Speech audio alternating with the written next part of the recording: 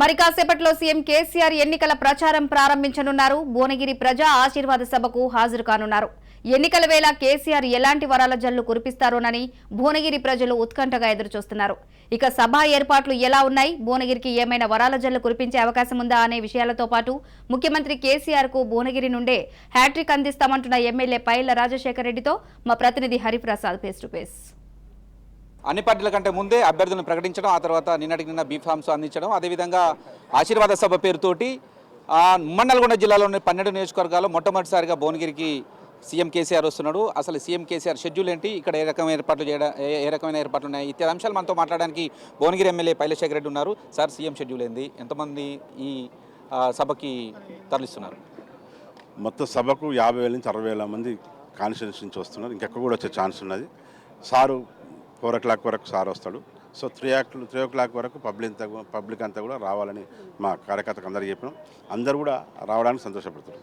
అంటే మొత్తం Congress party 6 guarantee కార్డులతోటి మొత్తం గడప గడపకు తిరుగుతుంది.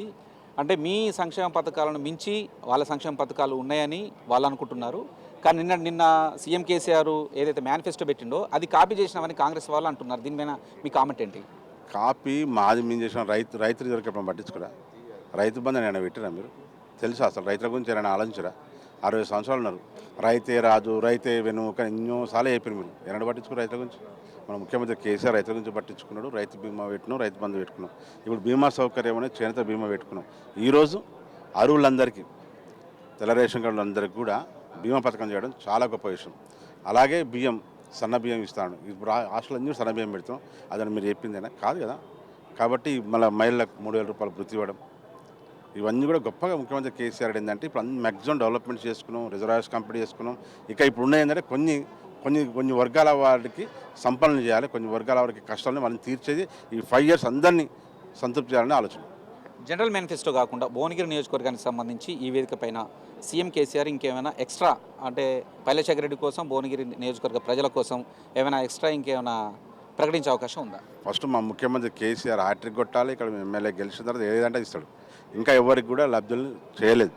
మీ ద్వారా రాజకీయ ద్వారా చెప్తున్నాం. అందరూ ఆందోళన చెందాల్సిన అవసరం లేదు. అరువులందరికీ ఫస్ట్ పేదవారికి, దళితుల పేదవారికే ఇస్తాం. పార్టీలకు అతీతంగా ఇస్తాం. అదొకటి. ప్లస్ గృహలక్ష్మిలో కొన్ని ఎవరైనా ఆల్రెడీ ఇండ్లుండి వాళ్ళకి వచ్చినాయి అనుకో, అరువులు కానిలోకి వస్తే 100% క్యాన్సిల్ చేస్తాం. కలెక్టర్ ఆధ్వర్యంలో మళ్ళీ వేస్తాం. ఎవరికి అరువులు కాకుండా ఎవరికి వచ్చినా క్యాన్సిల్ చేసి అరువుల మంది ఇస్తాం.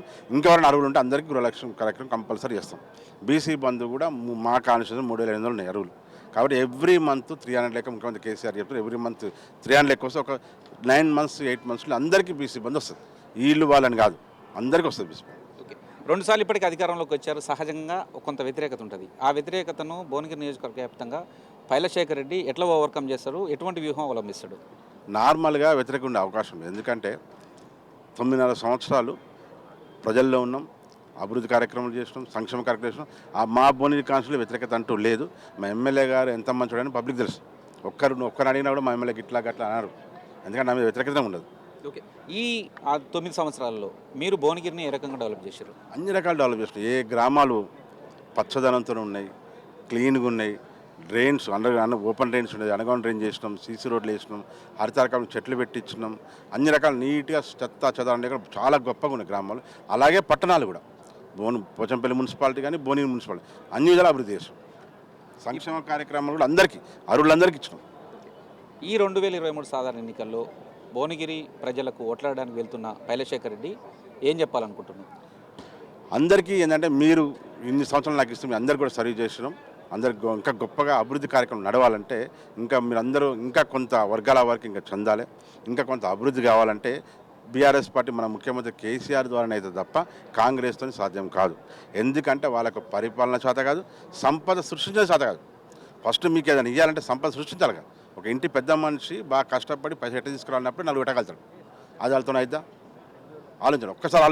ఒక్కసారి ఆలోచిస్తే నిష్పది అమ్మ వీళ్ళతో కాదు, మళ్ళీ ముఖ్యమంత్రి కేసీఆర్ ద్వారానే అయిద్దని చెప్పి చెప్తాం. ఓకే, తెలంగాణ ఉద్యమాన్ని ఒకసారి మనం హిస్టరీ చూసుకున్నట్టయితే మొట్టమొదటిసారి భువనగిరి కేంద్రంగానే ఉద్యమం అనేది ఊపిరిలుదింది. ఆ తర్వాత 2014లో టీఆర్ఎస్ వచ్చింది, 2018లో టీఆర్ఎస్ వచ్చింది. మళ్ళీ ఈసారి మొట్టమొదటిసారిగా ఉమ్మడి నల్గొండ జిల్లాలో 12 నియోజకవర్గాలు ఉన్నా కూడా మొట్టమొదటిసారి ముఖ్యమంత్రి కేసీఆర్ ఇక్కడికి వస్తున్నారు. మీరు ఎలా ఫీల్ అవుతున్నారు? అంటే భువనగిరికి తెలంగాణ ఉద్యమానికి, భువనగిరికి తెలంగాణ రాష్ట్రానికి, భువనగిరికి తెలంగాణ టీఆర్ఎస్ అధికారానికి విడదీరాని బంధం ఉందనేది చర్చ జరుగుతుంది. దీన్ని మీరు ఎట్లా చూస్తారు? 100%. ఎందుకంటే భువనగిరి అనేది తొలి దశ ఉద్యమం, మలి దశ ఉద్యమం కానీ ఎక్కువ ఇది బేస్, చాలా బేస్. ఉద్యమకాలు చాలా ఎక్కువ మంది గతంలో అప్పుడు ఎమ్మెల్యే కాంటాక్ట్ చేయడానికి కూడా ఎక్కువ నామినేషన్స్ నాకు తెలిసి భువనగిరి కాన్స్టిట్యూన్సీ వచ్చినాయి.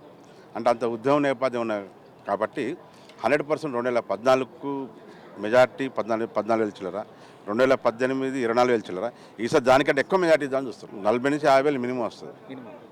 రైట్, ఇది ఖచ్చితంగా హ్యాట్రిక్ కొడతాము. 40,000 మెజార్టీతోని ఖచ్చితంగా మళ్ళోసారి భువనగిరిలో బీఆర్ఎస్ జెండా ఎగరేస్తామని కూడా పైలశేఖర్ రెడ్డి చెప్తున్నారు. కెమెరామెన్ మధు హరిప్రసాద్ రాజు, సుమన్, నల్గొండ జిల్లా.